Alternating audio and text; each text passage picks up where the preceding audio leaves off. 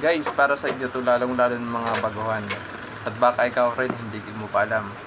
Guys, alam po ba guys, kung meron kang mga nagpa-commute o mga copyright dahil sa music, huwag nyo natanggalin guys yung doon.